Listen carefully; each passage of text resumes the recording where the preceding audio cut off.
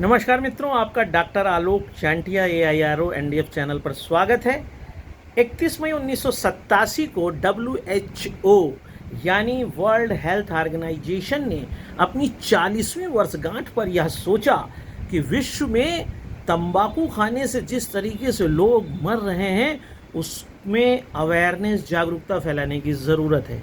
और इस तरह से 31 मई 1987 से जो क्रम विश्व तंबाकू निषेध दिवस के रूप में शुरू हुआ, उसमें अगर हम सच के तपिश से बचना भी चाहें तो इस बात से इनकार आप नहीं कर सकते कि 1990 में करीब 44 लाख लोग विश्व में तंबाकू और उसके उत्पादों के प्रयोग से मरा करते थे। वहीं आज जब मैं आपसे बात कर रहा हूं तो 80 लाख लोग विश्व में तंबाकू और उसके उत्पाद के सेवन से मर जाते हैं। इसी से यह स्थापित है कि यह 44 लाख से 80 लाख तक का सफ़र में यह दिवस कितना संवेदनशीलता के साथ पूरे पृथ्वी के मानव को संवेदनशील बना सका है। और ये बात यहीं थमती नज़र नहीं आती जब आपको जानकर आश्चर्य होगा कि इस 80 लाख लोग जो केवल नशे की लत के कारण मर जाते हैं, उसमें 13 लाख लोग वो होते हैं जिन्होंने कभी नशा किया ही नहीं। और यहीं पर आपको एक शब्द जानना होगा, पैसिव स्मोकिंग। जब आपके सामने कोई सिगरेट पीता है, धुआं का छल्ला बनाता है और छोड़ता है, तो आप इस गलतफहमी में कभी मत पड़िए कि आपको उसका असर नहीं होता है। वह धुआं आपके भी शरीर में उतने ही घातक तरीके से असर डालता है जितना उस पीने वाले को।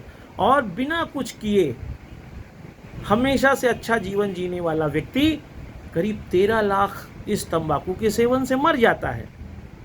इसीलिए कई देशों में, जैसा कि मैंने चाइना में देखा, थाईलैंड में देखा और इंग्लैंड में भी देखा कि वहाँ पर स्मोकिंग जोन बने हुए हैं और वहाँ पर लोग जाकर पी सकते हैं, बाहर नहीं पी सकते। भारत में भी ऐसी व्यवस्था नहीं है, ये बात अलग है। अभी रोडवेज़ वगैरह में ये प्राविधान हुआ है कि आप सिगरेट नहीं पी सकते, बीड़ी नहीं पी सकते।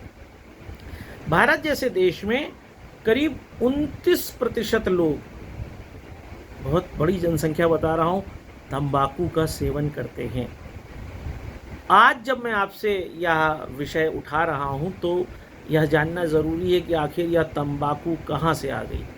इस पर बहुत विवाद का विषय है, लेकिन ऐसा माना जाता है कि 5000 से 8000 साल पहले, ख़ासतौर से अमेरिका में, और अमेरिका में आप जानते हैं रेड इंडियंस, जिनको कि अंग्रेज़ों ने अपने उपनिवेश काल के दौरान समाप्त करा, वो लोग तंबाकू का प्रयोग करते थे। लेकिन बहुत जगह ऐसा लिखा है कि चीन में आज से करीब 6000 साल पहले तंबाकू का प्रयोग किया जाता था। लेकिन भारत जैसे देश में यह पहली बार 1604 में पुर्तगीज़ के द्वारा लाया गया। कहने का तात्पर्य यह है कि उससे पहले भारत में तंबाकू का कोई भी कारोबार नहीं होता था। लेकिन उतने ही समय में इस तंबाकू के मकड़ जाल ने इतना बड़ा क्षेत्र पैदा कर दिया है कि आज हर दूसरा व्यक्ति तंबाकू का, पान मसाले का, बीड़ी, सिगरेट का प्रयोग करता मिल जाता है। अभी हम सभी लोग गर्मी से पीड़ित हैं, और गर्मी से पीड़ित ही नहीं है, बहुत से लोग मर रहे हैं, हीट स्ट्रोक से उनकी जानें जा रही हैं, लोगों का घर भट्ठी बना जा रहा है।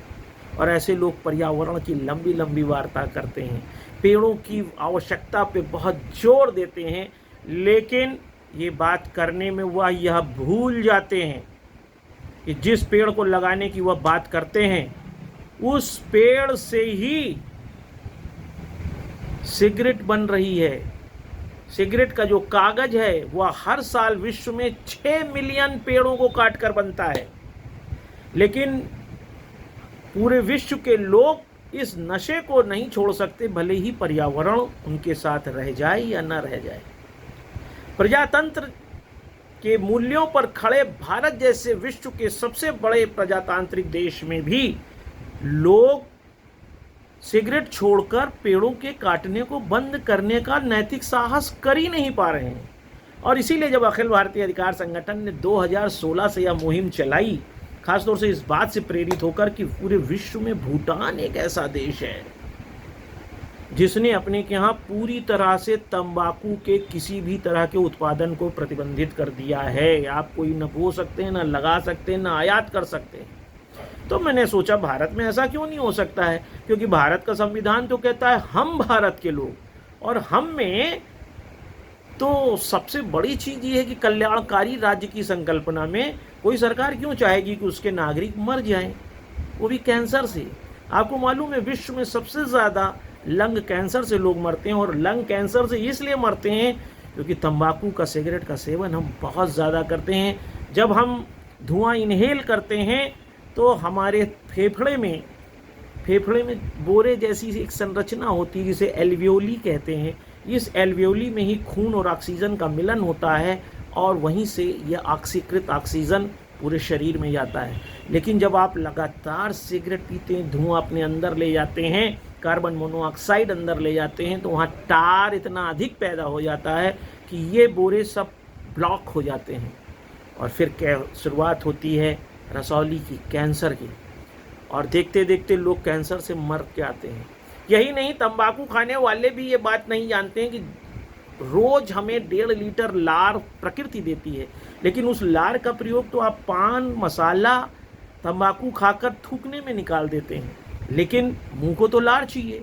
ऐसे में ब्रेन को इससे नहीं मतलब है कि आप कितनी खराब चीज़ खा रहे हैं। ब्रेन आपके शरीर में लार पैदा करने के लिए अतिरिक्त कोशिकाओं को जनरेट करता है, लेकिन सबसे महत्वपूर्ण बात यह है कि वह मुंह में लगातार जो आप यहाँ पे दबाए रहते हैं, वह दबाए रहने के कारण वहाँ पर जो एडिशनल ग्रोथ होती है उसमें न न्यूट्रिशन को ले जाने वाली कोई कोशिका वाहिका होती है, न रक्त को ले जाने वाली, और इस तरह जो एक डेवलपमेंट मास का होता है, in course of time it converts into रसौली, और फिर पकता है, सड़ता है, और माउथ कैंसर से आप पीड़ित हो जाते हैं, और फिर मौत के सिवा आपके पास कुछ भी नहीं बचता है। लेकिन आप कहते हैं मेरी मर्जी, मैं क्यों ना करूं। जब मैं इतिहास के दायरे में देखता हूं तंबाकू को, तो मैं देखता हूं कि मादा भ्रूण हत्या में भी इसका प्रयोग कम नहीं किया गया। खासतौर से आप जानते हैं कि उत्तरी भारत में जब किसी के लड़की पैदा होती थी तो एक कटोरी में तंबाकू का पानी तैयार किया जाता था, और उस तंबाकू के पानी को उस नवजात लड़की को पिला दिया जाता था, और उस इतना जहरीला वो तंबाकू होता कि उससे उसकी मृत्यु हो जाती है। यहीं पर आपको यह जानना आवश्यक है कि जो निकोटियाना टैबेकम, ये इसका बॉटनिकल नेम है तंबाकू का, तो ये निकोटियाना टैबेकम है, यह इस बात को स्वयं बताता है कि इसमें दूसरे तो जहरीले पदार्थ ही हैं, लेकिन निकोटीन जैसा पदार्थ भी है, और यह निकोटीन ही आपको, हमको, पूरे मानव सभ्यता को भस्मासुर बना रही है। मैंने आपसे यह बात बताई और छोड़ भी दिया कि 2016 में अखिल भारतीय अधिकार संगठन ने इस तरह से मानव जाति को मरते देखकर सरकार को इस बात के लिए लिखा कि अगर भूटान जैसा देश ऐसा काम कर सकता है तो भारत जैसा देश क्यों नहीं कर सकता है। लेकिन उत्तर इतना सुखद नहीं था। सरकार ने कहा कि राजस्व की प्राप्ति के लिए इस कार्य को बंद नहीं किया जा सकता, और दूसरा उन्होंने यह भी माना कि मेडिसिनल यूज़ के लिए भी, ऐसे तो मेडिसिनल यूज़ के लिए सांप का जहर भी होता है जिससे एंटीवेनम बनते हैं, तो क्या हर व्यक्ति सांप का जहर पीने लगा?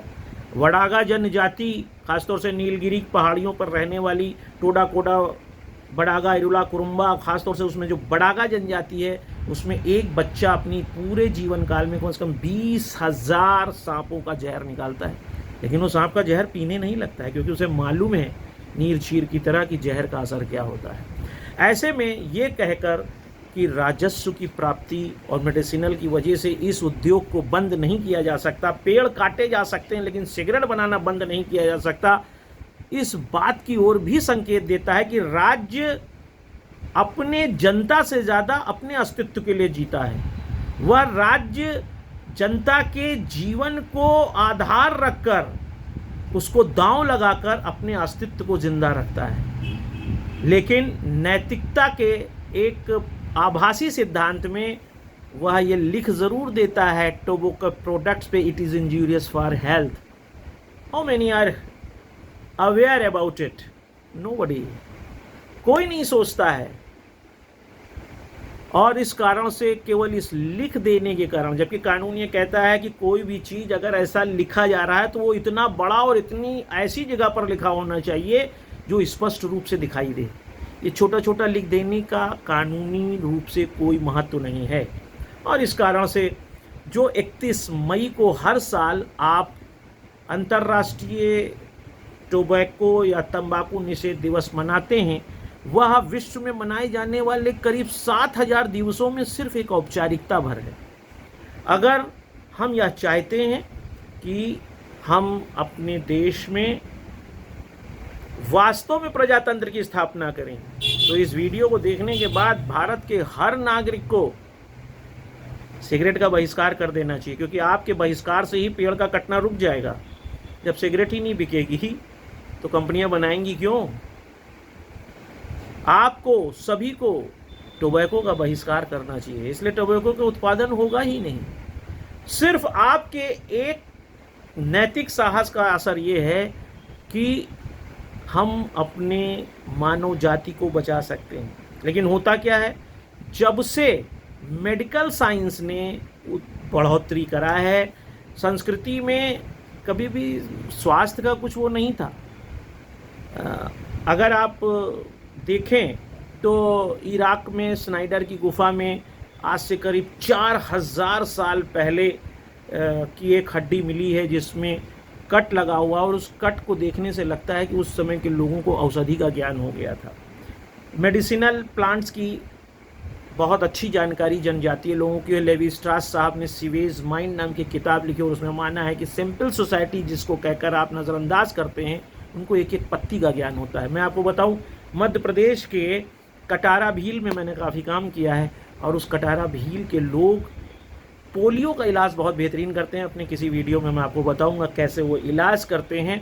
इसलिए यह कहना कि औषधीय ज्ञान ने हमको बहुत कुछ नहीं दिया है, लेकिन उस औषधीय ज्ञान ने मानव संस्कृति में मानव को लापरवाह बना दिया, क्योंकि उसे यह लगने लगा कि जब बीमार पड़ेंगे तो डॉक्टर मेरा इलाज करेगा, इलाज के लिए दवाएं होंगी। और इस तरह से उसने अपने शरीर के विरुद्ध एक जो स्वयं युद्ध शुरू किया, उसने उसको भस्मासुर बना दिया। कम उम्र में ही लोग मर रहे हैं, कितने जवान कितने लोग मर रहे हैं। और सबसे बड़ी चीज़ ये है कि जो पैसिव स्मोकिंग है, आपको मालूम है लड़कियों में भी शराब पीने का प्रचलन बढ़ा, सिगरेट पीने का। मैं देखता हूँ रात में 10 बजे जो लड़कियाँ बाहर से आके पढ़ रही हैं वो सिगरेट पी रही हैं। वो ये नहीं जान पा रही हैं कि इससे उनके गर्भ पर बुरा असर पड़ रहा है, उनकी फर्टिलिटी पर असर पड़ रहा है, उनके जो पैदा होने वाले बच्चे हैं उन पर असर पड़ रहा है। बट समानता के एक अजीब तरह के मुहावरे को लेकर जीने वाली महिलाएं अब यह कहती हैं कि अगर पुरुष पीता है तो मैं क्यों नहीं पी सकती। लेकिन इन सब का परिणाम ये होता है कि आपका स्वास्थ्य आपको कैंसर की तरफ ले जाता है। कैंसर का सिर्फ एक मतलब है कि आपके शरीर में, चाहे वो माउथ कैंसर हो, चाहे लंग कैंसर हो, चाहे ब्रेन कैंसर हो, चाहे इंटेस्टाइनल कैंसर हो, चाहे पैंक्रियाटिक कैंसर हो, चाहे लीवर कैंसर हो, चाहे लीवर सिरोसिस हो, 200 से ज़्यादा कैंसर हैं। और इस कैंसर की ज़्यादातर की उत्पन्न करने की ताकत आप द्वारा अपने शरीर को मानक स्तर पर ना रखा जाना है। और इसीलिए जो निकोटीन है, उस निकोटीन के साथ साथ करीब 26 और विषैले, 26 में गलत है, ये 60 विषैले पदार्थ हैं जो शरीर में जाकर प्रभाव डालते हैं। जब आप सिगरेट पीते हैं तो उस सिगरेट में 400 केमिकल्स बनते हैं।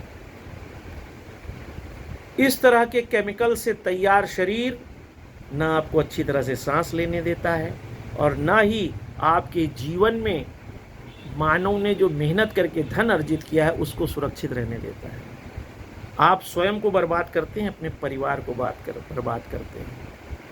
इसलिए ये इस वीडियो के माध्यम से, अखिल भारतीय अधिकार संगठन के माध्यम से मैं आलोक चांटिया सिर्फ यह बात रखना चाहता हूँ कि जो दिवस मनाना आपने शुरू किया, अंतर्राष्ट्रीय टोबैको निषेध दिवस, 1987 से आपने मनाया, लेकिन आपके हाथ में आज भी कुछ नहीं है, रेत है। क्योंकि तब 44 लाख मरते थे, आज 80 लाख मरते हैं। और उस 80 लाख में 13 लाख वो निर्दोष लोग मरते हैं जिन्होंने न टोबैको खाया न ही सिगरेट पी।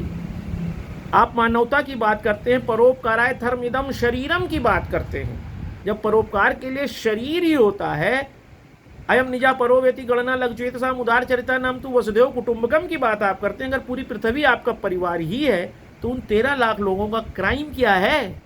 उनके साथ आप मानवता दिखाइए।